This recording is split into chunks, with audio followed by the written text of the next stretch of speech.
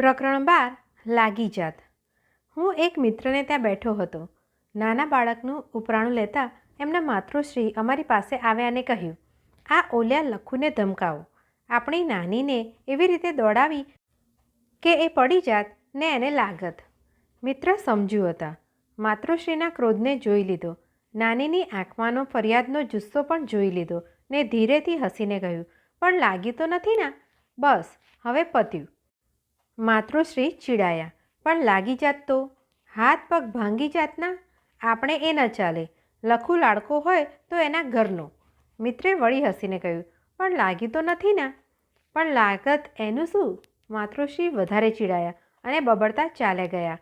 આવવા દે લખુડાને, કાલે અહીં હું જ એને ઘગલાવીશ. મારા મિત્રનું વર્તન યોગ્ય હતું. એમ જ જોઈએ. ફલાણું આમ થઈ જાત. તે ઉપર લડવું વઢવું એ કેટલું મૂર્ખાઈ ભરેલું છે, પણ આપણને સ્પષ્ટ નથી. બે બાળકો વચ્ચે આવા કોઈ પ્રસંગો બને છે કે તુરત જ આપણે આમ થાત, આમ થાત, આમ થાત એમ કહીને પોકાર કરી ઉઠીએ છીએ, બડાપો કરીએ છીએ ને પરસ્પર વચ્ચે કલહનું બીજ રોપીએ છીએ.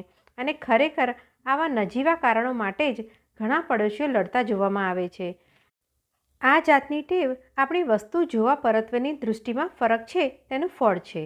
આપણે મોટાઓ જીવનમાં આમ થાય તો, આમ થાય તો, અરે આમ થઈ જાય, આમ થઈ જાય વગેરેની કલ્પના કરીને હલકી ઉઠીએ છીએ ને ખરેખર વાસ્તવિક દુઃખ નથી હોતું ત્યાં દુઃખ અનુભવીએ છીએ. એમાંથી આપણે આમ થાતનો ભય લીધો છે. એ હંમેશની પ્રકૃતિ કજિયાનું કારણ છે.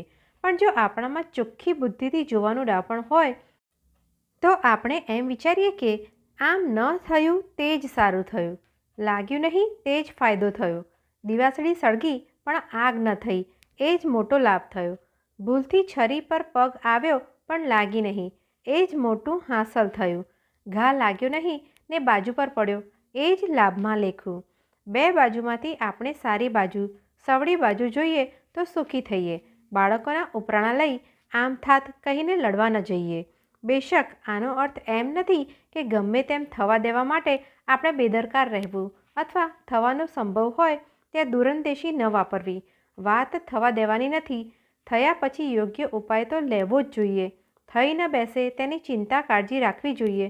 પણ થયું ન હોય છતાં થાય તેનો ભય અને ચિંતા કરીને ન તો આપણે દુઃખી થવું અથવા બાળકો કે મા બાપો સાથે લડવું.